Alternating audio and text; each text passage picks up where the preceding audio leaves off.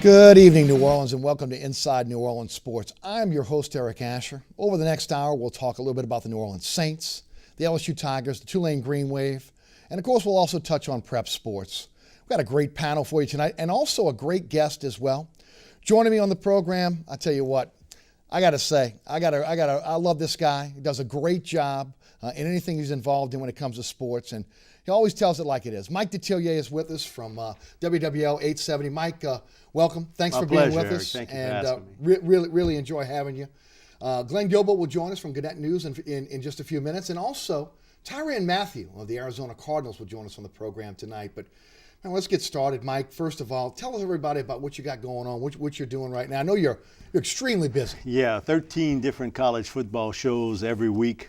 Pregame, so it keeps me hopping pretty good, but certainly helps me set up everything from draft coverage, which now is extended now until May. Yes. So it's basically 52 weeks out of the year, 365. We live in the South. They love football and they want to talk it all the time. So it keeps me radio, TV jumping a lot, but really the 13 pregame shows is what really juggles the ball. A couple of professionals with the Saints and the Titans. So I enjoy doing it. And listen, they paying me to watch football. Amen. Eric, where else can I find a job like that? That's right. So listen, I'll take it. It's been great for me. I enjoy doing it, and it's been my pleasure.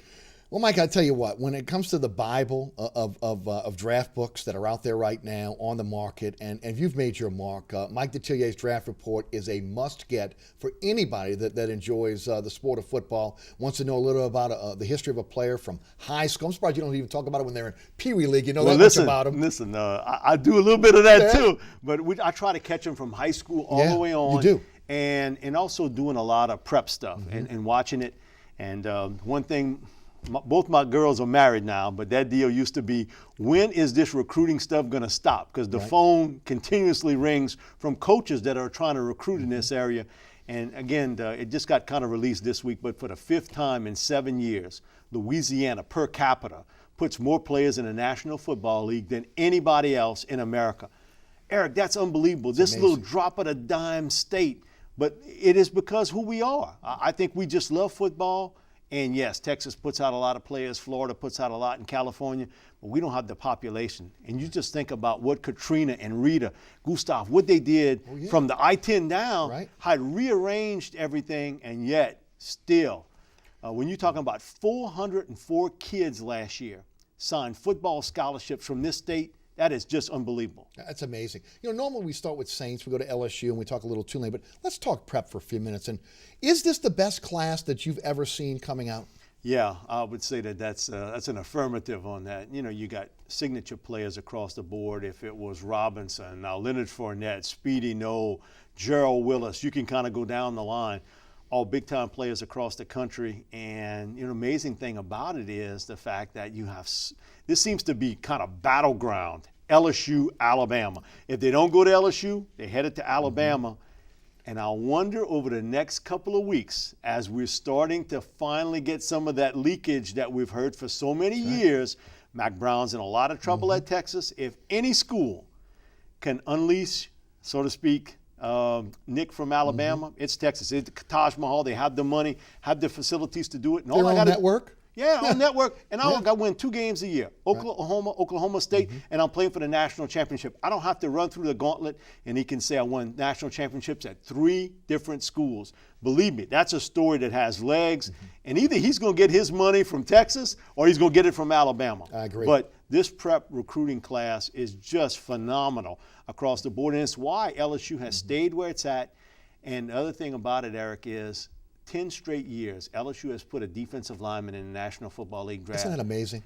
You would never think this state would produce defensive linemen. True. You would say, defensive backs, running backs, receivers. No, it's defensive linemen. And really, to be honest with you, the real skilled people in this world today on football-wise, offensive, defensive linemen, but in particular, people that can rush the quarterback. Mike Detillier with us here on Inside New Orleans Sports. Mike, let's talk a little bit about the Nick Saban situation because, again, it was reported today that Nick Saban met with a Texas Board of Regents about the possibility of going to Texas at the end of the season. much do you think that is testing the waters, and how much do you think that is Nick Saban getting a little bit antsy in Alabama right now? He's the college football version of Bill Parcells. I think he gets itchy after a few years, and I think he'd like to move on.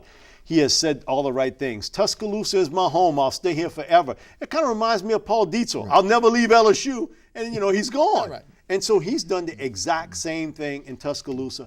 It would not shock me one bit that after this season, and he has a run now, 2 national championships, maybe a possibility of a third, that he could take a look at Texas in college football or the NFL. Because I just think he wants another challenge. Sure. I just think, when you have accomplished everything at that level, what more is there to do? You can say, well, Bear Bryant did it and Bowden did it. But that was a different era. It was. Today, I think it's all about running ahead of the posse before they catch you. He goes 9-3. People will say, what happened? Oh, yeah. What happened? Why am I taking flack for winning 9 or 10 games? I do think that there's a lot of legs to this. And I know one thing. Texas has enough money to lure him. And that school has a lot of reputation that say, hey, listen, I'll trade one red for another red. He's got a lot of Louisiana flavor on that coaching staff that come into Louisiana. And again, he picks and chooses the players that he'd like to come to Alabama. He doesn't get them all, but he gets quite a few. LSU goes into Texas and gets quite a few players, obviously, for their program as well. If he was to make that move to Texas, is that good for LSU, or does that hurt LSU? I think it's good. I think it'd be a great move because it may affect kids from the northern part of the state more than, say, the southern part. Because if anybody kind of escapes to go to Texas, it's normally those kids, the West Monroes, Evangels, Ruston, that sort of thing. But I don't think it would affect the southern part nearly as much. And boy, listen, he got players in the state of Texas. You just look at that Oregon team. They got 14 kids from the state of Texas. How can Stanford have 19 guys from the state of Texas? How you let an Andrew Luck get out of there? Or Ryan Tannehill escape from you? Or RG3? How do you let those guys go to another school and you're not recruiting them? Johnny Manziel told me this at the Manning camp when I asked him about Texas. He said, well, they didn't recruit me much. But he said, I grew up an LSU fan. I said, why? He said, well, I'm from Tyler, Texas. Matt Flynn's from Tyler, so I grew up being an LSU fan because of Matt. I said, well, did LSU recruit you? He said, well, not too much either. Goes to show you it's an inexact science. He said, I almost went to Stanford or Oregon instead of Texas A&M. Interesting. No doubt about it. We're going to take a quick pause. Mike Detillier of 870 WWL AM Radio is with us. Also going to be joined by Glenn Gilbo of Gannett News. And stick around, New Orleans, because we got a treat for you. New Orleans' own Tyrann Mathieu of the Arizona Cardinals will join us after our commercial break. You're watching Inside New Orleans Sports. I'm your host, Eric Asher. Remember, you can watch the live broadcast of this program every Thursday, 6 to 7 here on WLAE with a rebroadcast each and every Friday night, 10 to 11. Stick around.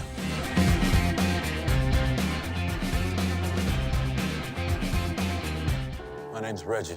Just recently, my wife and I took in her sister's children. Now, we already had 4, so I went from becoming a family man to a man with a bigger family.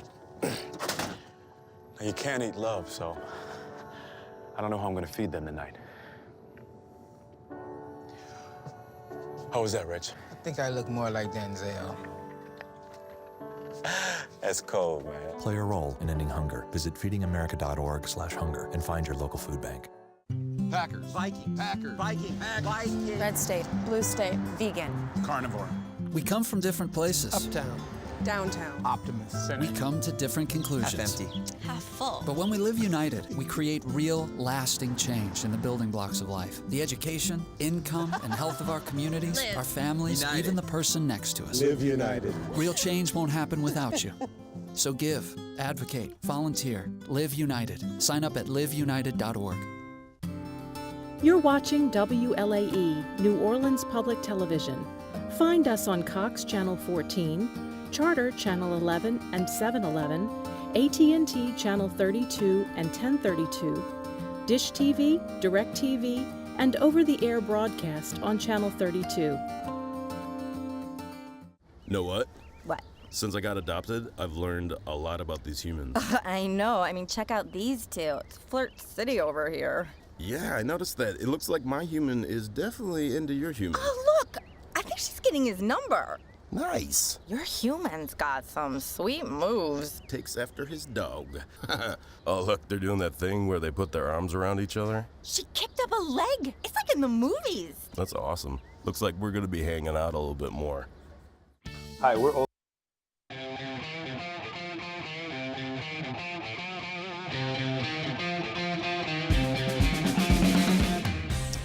Welcome back. You're watching Inside New Orleans Sports. I'm your host, Eric Asher. We got a great panel for you tonight. Mike Detillier of 870 AM WWL Radio here in New Orleans. And I want to introduce Glenn Gilbo of Gannett News joining us as well. Glenn, welcome. Thanks for joining the panel tonight. Before we get started and get into some content, if you would, tell the folks a little bit about what you're doing for Gannett News and, of course, your website as well. I cover LSU and the Saints for the Gannett papers in Louisiana. It's in Shreveport, Lafayette, Alexandria, Monroe, and then there's all kinds of Gannett papers around the country and the Southeast, and do a lot for USA Today, especially concerning LSU football and the Saints. And you can get most of that usatoday.com, lsubeat.com, and LSU Beat Tweet. Guys, let's start off with LSU, and we'll get into the Saints in a few minutes. And again, folks, stick around because Tyrann Mathieu of the Arizona Cardinals will be joining us very soon on the program as well. Guys, I'll start with you, Mike. Mike, how good is this LSU team? They're a really good offensive team. I don't think they've been tested on defense.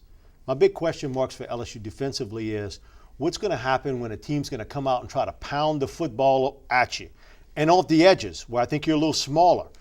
And that secondary, I think the book has been written. Go after one side. They're stealing stuff from the Pac-10 and the Big West. In essence, go after one side of the field. Ole Miss did it with Dante Moncrief. You look at the bowl game, what Taj Boy did with DeAndre Hopkins, exact same way. And LSU's doing it with Jarvis Landry. And then when you start trying to move coverage, then they throw the football to Odell Beckham. It's part of the game today. It's interesting how when you lose 9 players that are playing in the NFL, that's difficult. But the story is Zach Mettenberger. 3 games into this season, he has been the story because he has turned into college football's version of Joe Flacco. Coached by the same guy, yes. Cam Cameron. You 3 games into the season, and I know Glenn probably agree. You'd have never thought 9 touchdowns, 0 pass interceptions. No doubt. Glenn, your assessment of this team so far?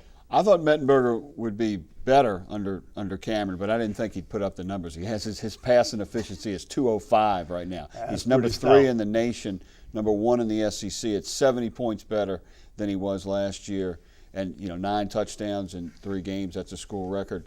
And 5 touchdowns in 1 game, and he only threw it 19 times in that game. So he's really good. He's getting rid of the ball quicker. His feet are better, and that's all Cam Cameron. And I think that's the thing.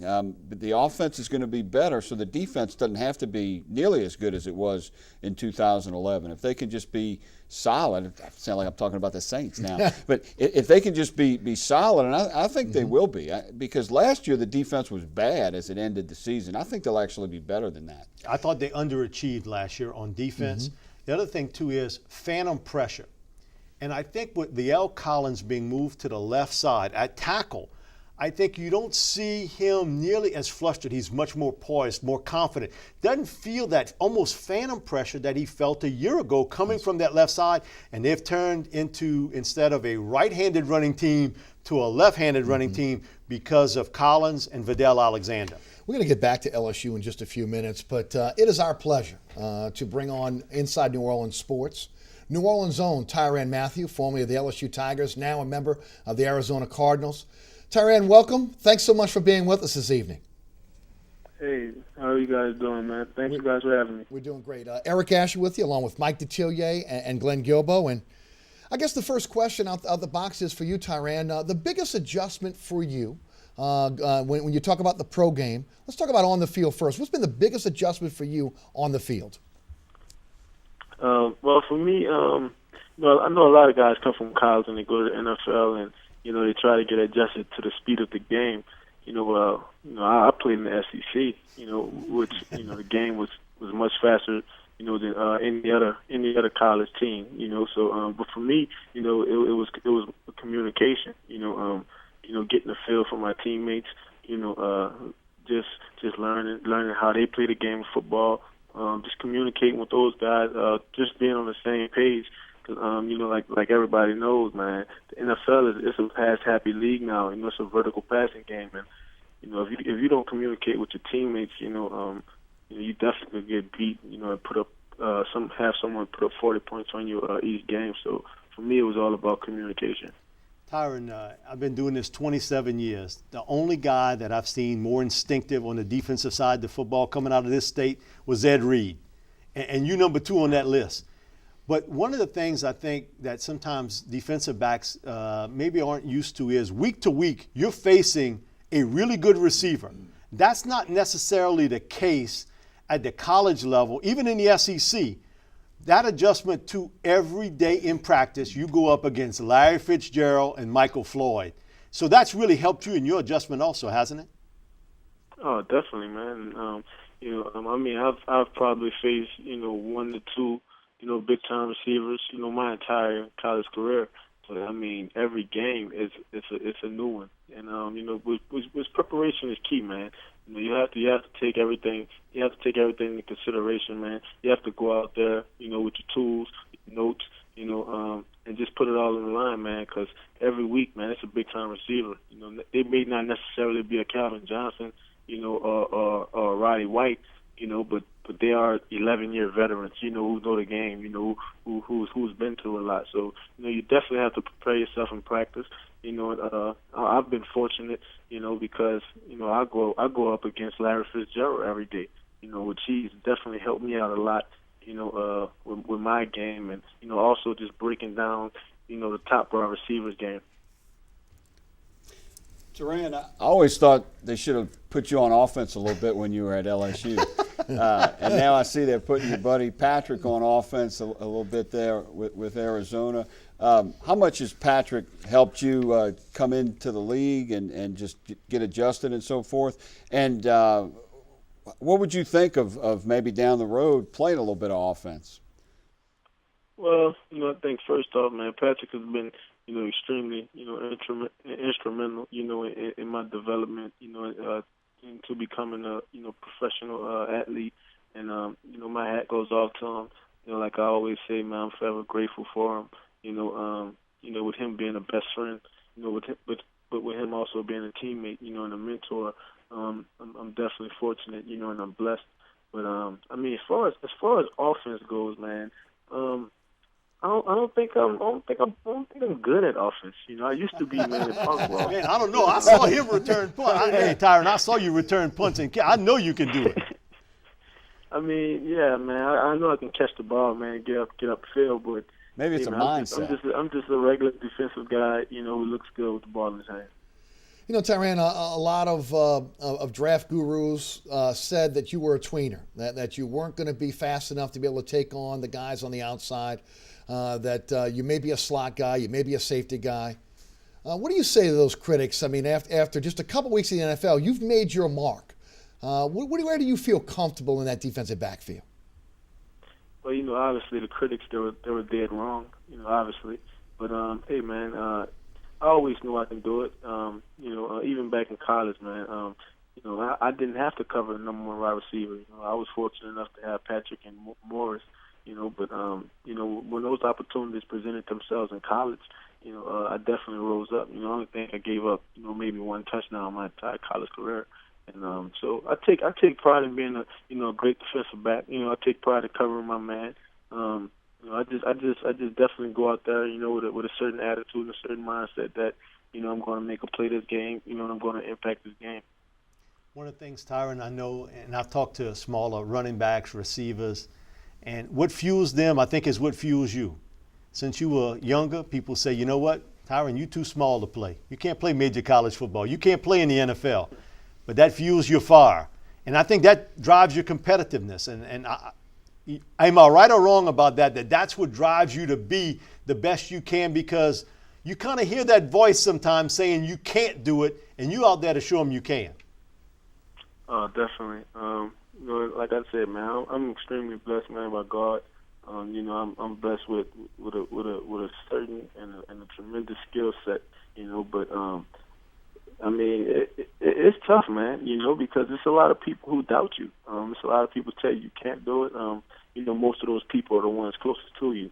But for me, man, it was all about, getting to the next level. Rather, whether it had been, high school to college or college to NFL, I just try to prepare myself enough so that way, the transition that I went through, it wouldn't be difficult for me. And I think I prepared myself, pretty good, over the years. But the doubters out there, they're always going to be doubters, man. Even when you're a Peyton Manning or Ed Reed, somebody out there is always going to doubt you. But you just have to keep your head on straight, man. Stay neutral, and just keep elevating your game. Teran, what's it going to be like coming back to the city? I guess y'all get here Friday maybe or Saturday, and then maybe being around town a little bit, and then going into that Superdome Sunday morning. What's that going to be like? Oh man, it's going to be exciting for me. I know I'm going to be anxious and nervous, just to get out there and play football. In front of my hometown, man, in front of my home state. In front of old teachers and my football coaches, family and friends. It's definitely going to be one of those achievements, in my life that, growing up as a kid, I always wanted to accomplish, and finally I'm in a position to do that.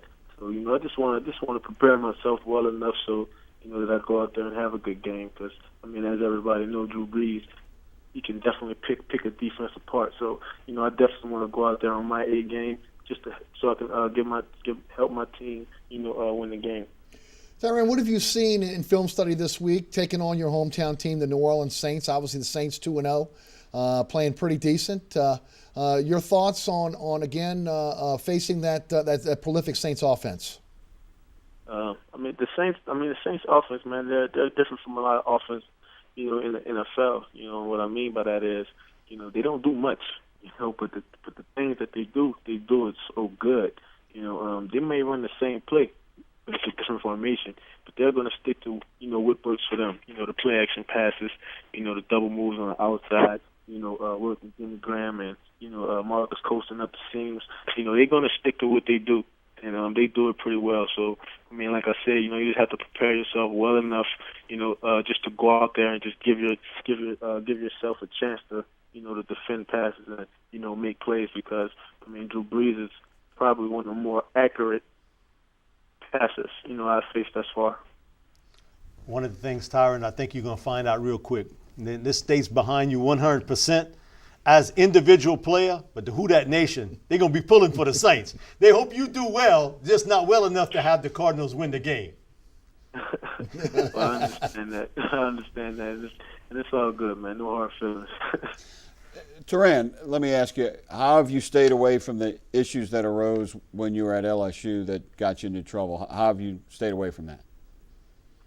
Well, I think for me, man, I was so caught up into, what I was used to doing, and what I didn't realize is, the type of role model I am, the type of responsibilities, that others have, placed on me that I have placed on myself. By being, a pretty good football player, and for me, man, this is all about, staying out of sight and out of mind. I think I had to change my environment, in order to focus on, what was the problem. I don't think that, I would have been successful, if I stayed in the same environment, around the same, negativity. I just had to get around something positive, so I can get my head back on straight. And obviously, you want to gain strength, in spirit, with God. You want to gain strength, with self-discipline. And I think I've been able to do that, over the past year. Knock on wood, I've been successful, with just sticking to my routine. And I'm looking forward to it. I'm looking forward to the future. Obviously, you don't forget the things that happened, in your past, that sidetracked you, but. It's always good to go back, and take little bitty things because it all wasn't bad. It all wasn't bad. It was some positives. On the field, it was unbelievable. Just want to go back and take the positives with you. Teran, final question for you. We'd be remiss if we didn't ask you about your LSU Tigers.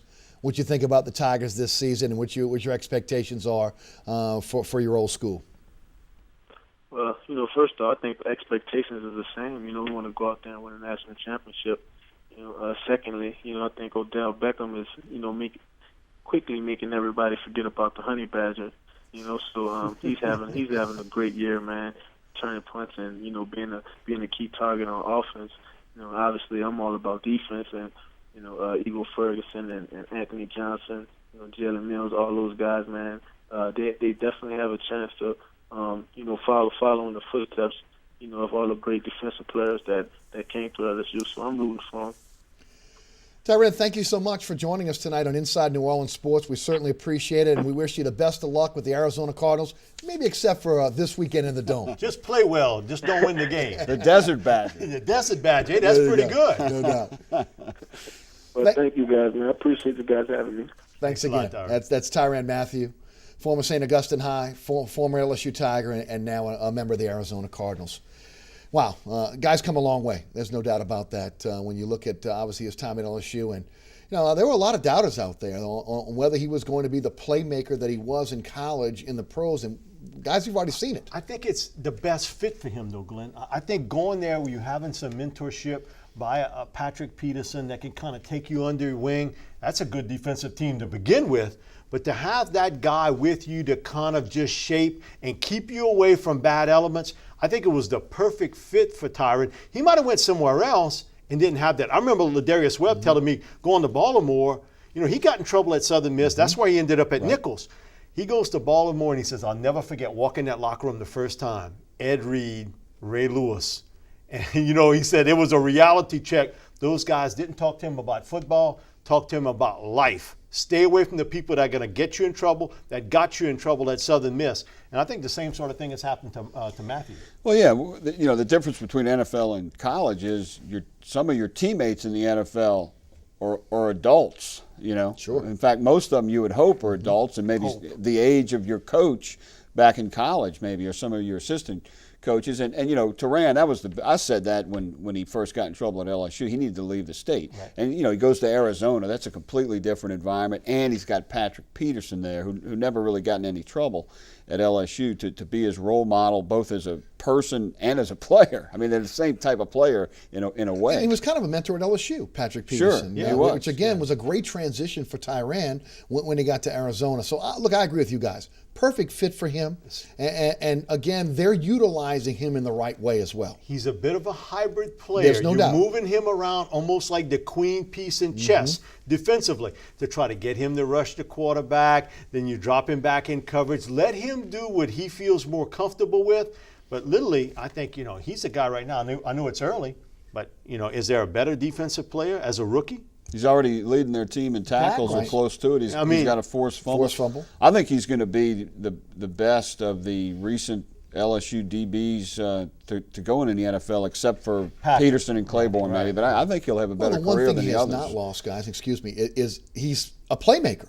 I mean, that's translated from St. Augustine to LSU and now in the pros. It's all about instincts. You can't teach that, Eric. I think people say this all the time. Oh, he's got great size, great speed. You know what? We've all seen guys that look the part. They look great coming off the team bus. Well, yeah. Can't play worth a lick. My thing about it is you can't teach instincts. He has it at the highest level. And he backs it up. Yeah, they said, well, he's cocky. Well, you know what? It ain't bragging if you can do Patrick's cocky too, man. Yeah, and all of them. It's funny too. Tyrann, he sounded like he didn't understand, playing on offense. That's because he's probably trying to steal the ball from his teammates. That's what he does. He understands how to play offense. You don't run back punts like he does and not know how to deal with it. But he doesn't see himself as an offensive player. It's kind of like how some hitters hate pitchers and pitchers hate hitters. He sees the offense as the enemy, I think. First time he goes in the slot and catches a pass, I think it'd be great. He'll say, Bruce, put me in on offense. No doubt about that. Guys, let's continue to talk a little bit about LSU for a few more minutes before we go to the pros, and we'll talk about Tulane as well. And I'll start with you, Glenn. Cam Cameron, what has he meant to this team? What has he meant to the quarterback? What has he meant to the offense? Well, I think less of all the coordinators he's had on offense, and he's had some good ones, and they've had some success here and there. I think he trusts Cameron more than the others, And, somebody told me recently, a former player, that in the past LSU was trying to run 3 different offenses. They had the option, and they had this, and it just looks like they're more cohesive. They have a better pace. They're more organized. The plays are getting in quicker. Everything just looks sharper. And like I said earlier about Mettenberger, he just getting rid of the ball quicker. His footwork's better. He's throwing more accurately. I think that's all Cameron? You know what? Joe Flacco told me that Super Bowl week that Cam Cameron's the type of guy that knows how to put the right grit of sandpaper on the sander to get the rough parts out of your game. And he trusts what you tell him you're more comfortable with. And it's funny, Drew Brees said almost the exact same thing yesterday in an interview. He sure did. That he gets what you do best and then incorporates in his system. I think there have been good coaches. I agree with Glenn. Other part about that is I think some of those guys felt as though my system is my system and we're going to run it. I think Cam adjusts well to the talent at hand. I do think that what he has learned from Zach is I like to throw the football deeper downfield. I trust what I see in Jarvis Landry and Odell Beckham. And if you look at the completions, he's completed 45 passes. 32 of them have been to Jarvis Landry or Odell Beckham. That tells me he's relayed that to Cam. That's what I want to do. I think Flacco had the right comment on that. He knows the right grit of sandpaper to put on the sand to get the rough spots out of your game. Well, he doesn't seem to be throwing to receivers. He seems to be throwing receivers open. It's a big difference than what we saw with him last season. The question is, and the big question for me is, we get into SEC play now.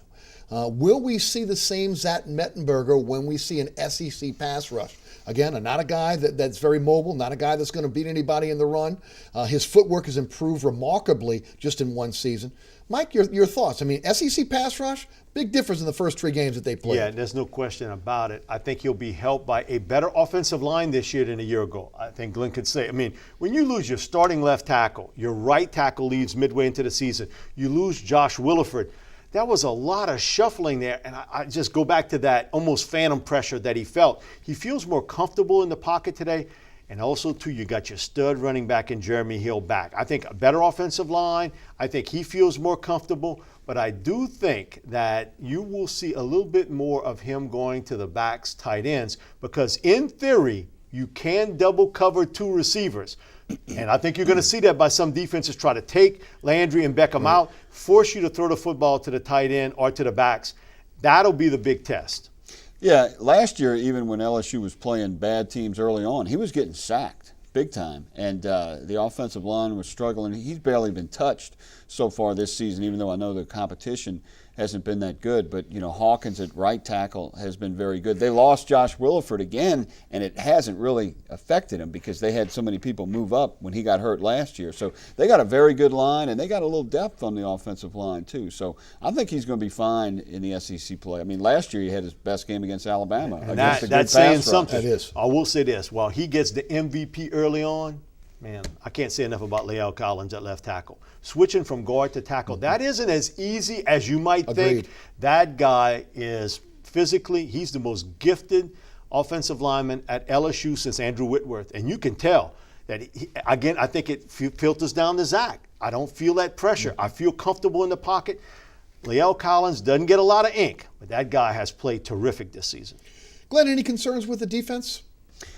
Not really. I mean, I think they've been trying a lot of things, a lot of different players in the first few games because of the competition. But I like the speed at defensive end. I think the defensive tackles are solid.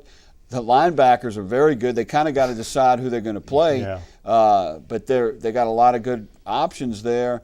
Might be some questions in the secondary, but you got Lawston back this week. I like Jalen Mills. Ronald Martin is solid. If Craig Lawston is healthy, he's a premier player. Yeah. They might not have a great DB like they've had in the past, but they got a solid secondary. They got a solid group. Yeah. One of the things they do have, though, I think is the best freshman cornerback tandem in college football today. And Tre'Davious White, Rashard Robinson. Just think this guy didn't get cleared by the clearinghouse until, a couple days before the start of the season. And he steps right in. It's remarkable. 15 true freshmen playing on that football team. You're talking about at the highest levels of college football that you can incorporate that. The one question mark I do have about LSU is how they will handle a team coming out and say, we're going to pound the football at you and you stop it. And they're going to attack those 2 defensive ends. Guys, I'd be remiss if I did not ask you about the Oklahoma State situation, the 5-part series in Sports Illustrated that obviously had Les Miles kind of wrapped up in it. Mike, your thoughts on that?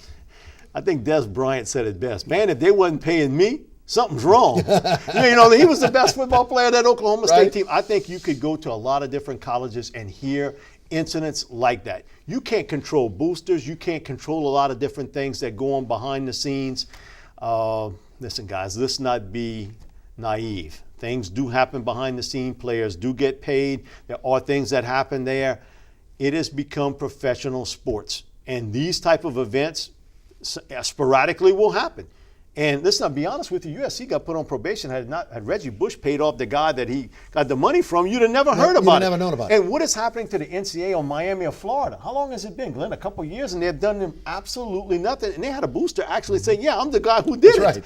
right. Yeah, the NCAA is not as feared as it used to be. No, which not could at all. lead Nor to are some they as wild consistent time. as they were. It's the Wild Wild West now. Yeah, and that Wild could West. happen because, I mean, the NCAA, they don't get a lot of respect. They don't deserve it the way they didn't punish Johnny Manziel, so they got a shady reputation right now. The thing I found interesting right off about that SI series was they said T. Boone Pickens, who has all the money in the world with that school, they said, oh, he's not involved in this story. Oh, really? Right.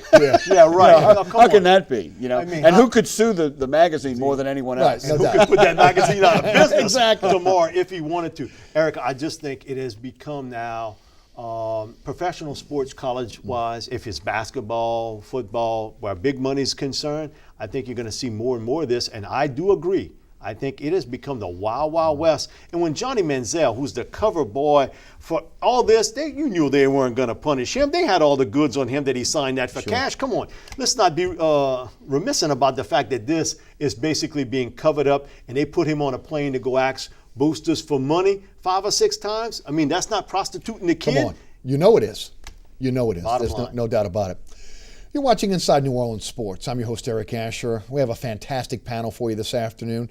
It is Mike Detillier of 870 WWL Radio, and also Glenn Gilbo of Gannett News. We're going to take a quick pause. When we come back, we'll shift gears. We'll talk a little Tulane, and then we're going to talk a lot of Saints football in our second half hour. Also, you can always join us at 504-866-3200. Your calls are always welcome here on Inside New Orleans Sports.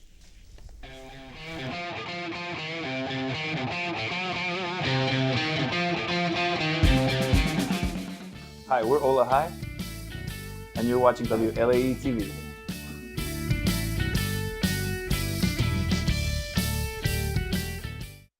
In the search for beautiful people, music that moves, and real culture, America, there's only one LA Coast.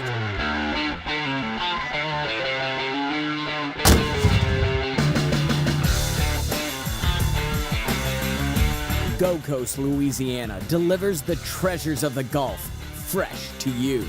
I think we need a bigger boat. Sundays at 8:30 p.m. on LAE. And welcome back to Inside New Orleans Sports. Eric Asher with you, along with Mike Detillier and Glenn Gilbo. Guys, before we talk Saints, let's touch on Tulane for a few minutes. First of all, Tulane 2-1. The defense playing very, very well last week against Louisiana Tech. Mike, your thoughts? As part of the roller coaster Curtis Johnson's going to go through, that was a great game defensively. Listen, that game could have got out of hand real quickly. Tech just didn't make any plays, and Tulane's defense was phenomenal in that football game. You look with the 2 sophomores in the secondary, with Doss and Darian Monroe, they did a great job. And Wilmsley had a tremendous day rushing the quarterback, but it was the turnovers, setting up a short field, and I think you see some of that. Just the maturing of Nick Montana at quarterback, and Ryan Grant's a guy that can play at the next level. He's a top 100 pick next year, but just not having a really strong offensive line, defensive line, week in, week out, I think you're going to see to ride the roller coaster where one week you'll play real well against a Tech, but what happened the week before against South Alabama? And then what happens this week against Syracuse? Yes. I think until you can get the real skill players, offensive linemen, defensive linemen, I think CJ will continue to roll at. South Alabama was not as embarrassing a loss as I think a lot of people thought. They did beat Western Kentucky, which gave Kentucky a good game. You're comparing scores. South Alabama's not been bad, really. But Tulane, all they need, that 2-1 start, I think that's what they really needed. They might be able to have a decent season. Guys, is this a bowl team, do you think? I think it's a borderline type of bowl. I'm thinking more 5 and 6 I would think a 6-win deal. And for Curtis, that would be a great accomplishment. The one thing he's made some inroads in, And listen, we living in the golden age of football. When you look at the success of LSU, you saw Louisiana Tech have a great team a year ago. What Mark Hudspeth's done at UL Lafayette. Yes. You know, that's tough to say I'm the number 2 school in the state when you got TCU and Mississippi State and Ole Miss and everybody else. They look like cockroaches at night running around trying to grab the number 2 players in the state. Sure. And now you got Arizona State and Arizona, everybody coming in here. I think he's made some inroads recruiting, but again, it's the big guys that are going to either cut bait or not with him. And I think CJ's done a real nice job bringing in Montana and giving him the kind of keys to the car. And I was a little concerned about that. I think he's done a phenomenal job early on this season without a lot of protection. Glenn? I mean, you know, what's wrong with the third tier of players in Louisiana? If you're all over the NFL, I mean, with the top tier, I mean, I think you can make a living getting those second and third tier players if you in can the get state. those big linemen. Right. I mean, Yeah. that's the key. Yeah. They don't have a ton of those in this state. We're just not built to have that. You can find the linebackers and defensive backs and receivers and running backs, but it's really those offensive and defensive linemen. Sure. Man, those guys, look, for Grenier to leave this state to go to Vanderbilt. Right. You know, and he was a guy that was considered one of the top 20 players in the state from my neck of the woods, and and he takes off to go to Vanderbilt, and you weren't kind of real strong there. So that tells me that even the second and third tier guys are maybe looking around until you can get the reputation. You got to win first. Winning solves all of Curtis's problems. No doubt. So he's got to get that first before he can convince the 2s and 3s this is your best option. 504-866-3200 if you'd like to join the conversation. Mike Detillier of WWL Radio, Glenn Gilbo of Gannett News, and of course I'm Eric Asher. Let's talk Saints. Guys, I've got a curious question. I was thinking about this, been thinking about this for the last few days. Biggest surprise for you guys, the struggles of the offense or the success of the defense? Well, it's the success of the defense. I don't think anybody, and even I thought it would be better, but nothing like this. You look at this football team, they were giving up 28 points a game a year ago. 28 points a game. They've given up 31 in 2 games, and 7 of that came off of an interception. Yes. The struggles in the red zone, I think, are more of a concern. They're moving the football 20-20, just not scoring touchdowns. So I think the success of the defense, just how good, and to be able to force you to kick field goals and turnovers, I think have been tremendous. I knew early on, though, and watching the OTAs and training camp, Cam Jordan, Akeem Hicks, that defensive line was going to be the strength of this football team. Everybody was, Junior Gillette or the secondary. No, the strength was the defensive line. Now, they're getting knocked around pretty good injury-wise there. Cam Jordan's an all-pro football player, and I'm not real sure in time the best defensive lineman they got is not going to be Akeem Hicks. What a player. Boy, he'd have been something at LSU. Boy, If he sure. could have- Oh, if he my could have played goodness. there. Gosh. But I agree with Mike. I'm surprised the defense is doing that well. You know, the offense just, something that'll work itself out, I'm sure. They're just not quite there yet on offense. But I have no worries at all about Drew Brees and the offense coming around. But the defense surprised me. They're not giving up those huge plays right up the middle like they did last year. And they're just, they're probably not going to be a great defense, but they're playing good enough to win. Last year the Ravens won the Super Bowl. You know what they finished in defense? 22nd. It's all about pressure. Yes, It's no all doubt. about turnovers. Right. And when the Saints won the Super Bowl in 09, was that a top 10 defense? No. But again, Opportunistic. Turnovers. Darren Sharper changed the field across the board. They were able to get turnovers on the plus side. They got pressure, and they were playing in the left-hand lane of traffic. They were scoring 35, 40 points a game. So for you to keep up with them, you had to throw the football, and Greg Williams knew how to get after the quarterback. Let's head to the phone lines. Again, 504-866-3200. You're watching Inside New Orleans Sports. Got a great panel for you tonight. Mike Detillier of WWL Radio, Glenn Gilbo of Gannett News. I'm Eric Asher. Let's head to New Orleans and Scott. Scott, welcome to Inside New Orleans Sports. What's up, Mike, Glenn, and most of all, my boy, Eric. Good How evening. you doing, All right. pal? Great show, man. Thank you, Scott. sir. What are we going to do about the Saints defensive line with all the injuries? What's going to happen? Is this defense going to be able to keep up? I think if you can get your defensive linemen healthy, and I think you'll probably see in the next week or two, you'll get a lot of those guys back. You get Foster back. You get Foster back. Walker. You'll get Tyron Walker back. And Jay Richardson can play some defensive end for you in a pinch. And you saw Junior Gillette playing a lot of that defensive end in last week's game against Tampa. Listen, it was a godsend, Scott. I'll be honest with you on this, that they were able to get the rain delay. Everybody was, it broke momentum. No. That temperature on the field was over 100 degrees. It went to 80. You had the big rain delay. It was a godsend for that to happen. And the Saints had the ball once, so they had the pictures to look at. Yes. Drew Brees just said that on the radio coming in, and because they were concerned with where certain players were going to be, so they studied that during that whole break. So that helped that's a great point. And, as I went back and looked at the tape again, and maybe this is a byproduct of them playing Atlanta, playing Tampa Bay on a year-in, year-out basis twice. You know those players. But you do. They know the scheme. You could see on Drew Brees' first interception, he got kind of fooled a little bit. Linebacker kind of dropped back into where they thought the ball was going to be. Pressure too. He was. The second interception for sure, he definitely got pressure. Up the middle pressure. But you wonder, again, how much they've had to tweak the scheme, and especially when you get into the division, those guys kind of know what you're doing. They know the rhythm of the offense and how that will affect them. Underrated to how good Tampa Bay's defense is. I do agree with you. Man, you just think about it. And Mike Bennett, their best pass rusher, he's out in Seattle. But you look at what Tampa Bay brings to the table on defense, special teams, they're very good. But, and I use the big but here, in that situation, Greg Schiano and Josh Freeman aren't on the same page. A talented quarterback, I think a really good college coach, and it's clashed. He's won at the college level because of running the football, play great defense. He's got to have a better relationship with his quarterback. 23 penalties the first 2 weeks against Tampa. That's an undisciplined football It's self-destruction. team. Exactly. And that's one of the reasons why, honestly, the Saints came out of there with a win. Tampa obviously. They gave them every opportunity. Every time they left them a little window there at the end when you the can't Saint do defense it with stopped Drew. them. Yeah. You can't do it with him.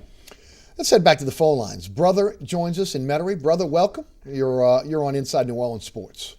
How you guys doing, Eric? This is one heck of a show, buddy. Thank you, brother. I got one question for Mike, okay? Mike, since Ingram didn't practice the last couple of days, is there any chance you think Kerry Robinson might get some playing time this Sunday?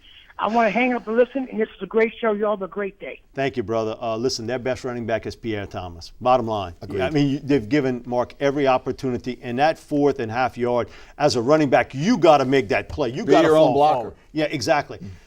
This is a game of specialty. And you know what? Their best short yardage runner, power runner, is Kyrie Robinson. It would not shock me that, rubber meets the road here. One thing you got to give Sean Payton, he has given Mark every opportunity, and he's always played the best guy. Always. It's taken him a while, though, sometimes. This time, he's got to admit he's wrong.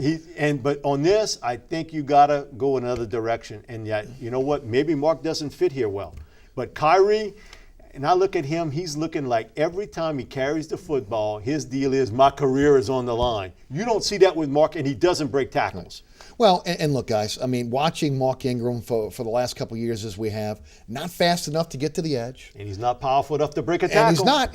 And then also, again, he's not a one-cut runner. You could see as the offense develops, he just doesn't trust where the cutback lanes are going to be and doesn't hit them. And that really has affected him as far as his production with the Saints. And also, too, is offensive line is not nearly as good. That 09 and that 11 unit, Carl Nix was the baddest dude walking the planet. He's the best guard in the business.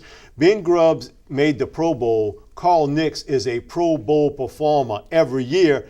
And listen, I think a lot of Brian De La Puente. I think he's a guy that could start for some teams. But come on, Jonathan Goodwin is a better player than with De La Puente. And a bigger player. And Jermon Bushrod is a far better player than Charles Brown. You have to be careful sometimes, I think, of running backs coming from a great program like in Alabama, because he was so well protected when he was at Alabama that it hid his deficiencies that you just spelled out, because they had such a good offensive line. I mean, he looked good every game when he was at Alabama, but as a scout, you got to look beyond that, and they didn't do it. The crazy part about it is 71% of his yardage at Alabama was after first contact. We haven't seen that. But he's not doing it in the pros. He's not doing it in the pros. They're bigger. I mean, it's They're a bigger. more physical game. Yeah. Same thing with Reggie Bush in a way. Yeah. Well, you know, Reggie was had running to- away from people. Right. But then Reggie also had to learn to be patient, Exactly. to hit that cut He back. had it easy in college. Right. I think Ingram did too. There's no doubt. You look at him now. He's a different and he's player. a different player. I think you bring up a good point. He's a totally different player. And I think if Mark goes somewhere else, he may be a totally different in player. a scheme that fits him well. No doubt. Let's talk scheme for a second. Offensive line. We'll go back to the phone lines in just a moment. Hang in there, guys. We have a change with the offensive line coach. We're hearing there's more of a zone blocking scheme. Guys, is the Saints' struggles along the offensive line? Is it the lack of having the change of the scheme, the lack of having the coach that obviously got them to where they were when you look at how prolific this offensive line was, or is it a byproduct of maybe guys like Jerry Evans, who's hurt right now, back, hamstring, didn't practice today? What do you think, Mike? Personnel, bottom line. Personnel. Personnel. Doesn't matter about Ingles being the coach. Well, scheme. listen, I'm going to say this about Aaron Cromer. He was underrated for what he did as an offensive line coach. Look what he's doing in Chicago. He's taken a guy that I know pretty well, Jordan Mills, a rookie from Assumption High School, starting for them at that right tackle position. And he's an amazing offensive line coach. Now, he didn't fit the interim coach, and I don't know about being a head coach one day. It's a tough spot. But I think he's a terrific offensive line coach. And with Brett, this is his first kind of merry-go-round doing this. I do think it's kind of a byproduct of commute of the NFL. Constant change along the offensive line. Only one guy's back from that 09 unit. That's Jari, and he's hurt right now. Yeah, and I think the Saints just let too many of those good linemen get away. You know, you pay the money then, because if you don't, you're going to end up paying it later. And I think they will if they have to replace some of these guys, because most of the guys that have been the replacements, they aren't as good. And I think that's why they're switching to more of a finesse game. You can't pay everybody. No, you're going to have to pay Jimmy Graham a lot of money. You're going to have to pay saying Drew. here and there they should have kept. I think Nick's was close. I think Nick's they should have was kept tough Carl spot Nicks. though, guys, because again, so many high-round draft choices on the defensive side of the ball. You had guys that were rewarded after the 2009 Super Bowl season on the defensive side of the ball. Guys that were again were declining players, and then all of a sudden you got to pay Drew Brees the highest contract in the history of the NFL. You had to make a decision. The problem was you weakened yourself on the offensive line, which again protects that $100 million player. But my thing about it is, if you are an upper echelon quarterback, you're going to get your money. I mean, Matt Ryan's got his. Sure. Joe Flacco is getting his. You can't say, and a lot of people say, well, have Drew take a pay cut. Well, why should he take a pay cut? This football team is 3 steps ahead when Drew's at his best, and he's still got 3 or 4 years where he can play at a high level. But again, it is part of you never have every piece of the puzzle right because of free agency. And listen, this league is watered down.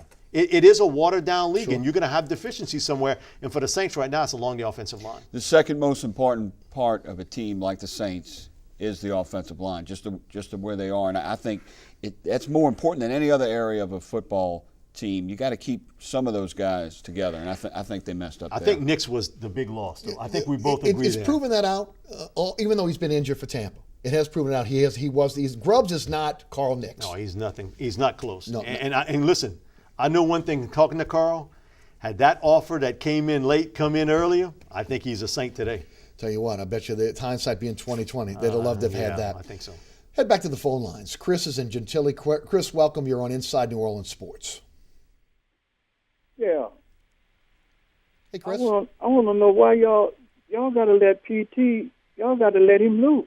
It's time for to let PT loose. That man ready to go. He might gain 1,200 yards if you stay up in there more than 2 plays. Come on now, continuity. Put him in the game and let him stay in the game. Pierre That's Thomas? what I'm talking about. We got the running back. I agree with that. You're You're not going to get no disagreement from us, from Chris. none of us. But he's not as good as he was a couple of years ago. Well, you know what? The offense is not predictable. You have a guy that can diversify the offense because he can do so many things. Not only is a guy that breaks tackles after contact, He's the a guy best screen pass. No catcher doubt. in That's the NFL. definitely It is. true. There's no doubt. And your best pass protector for Drew. I Yes. think he trusts him more than he trusts anybody else. But this is a league of specialty. And you see what Darren Sproles does as an edge runner and the deeper patterns downfield, Pierre, and his ability to run tough in between the tackles. He's not going to be the fastest guy out there. Great screen receiver. What they don't have is the power guy. And maybe they got him. Right. Well, maybe they got him. They just haven't played him and yet. Kyrie Robinson. And Kyrie but Robinson. again, you got to make sure that he can hold on to the football. They had a power guy, and they let him go, Chris Ivory. Yeah, and I understand Would you turn that into John Jenkins? And I understand that because listen, he wasn't going to be here next year, and he missed so much time with injuries. Right. That was the thing and with not Chris. just that, Mike. You knew unrestricted free agent. You needed to get something for him. Look, when you could. Yes, you needed to parlay that, and they needed help along the defensive line. Imagine this defensive line right now if John Jenkins is not there. And listen, John hasn't played as a rookie. I mean, listen, you look at what he has done so far. The NFL has not been too big for him, and that's saying something from a big guy. Yeah, no doubt. Glenn, this team is 2-0. Could be 0-2. How good can this team be this season? Well, we talked during the summer, and I had them in the 7-9, 8-8 range, and I've changed my mind. You know, they're 2-0, and they beat two division teams, and their offense isn't even playing that well.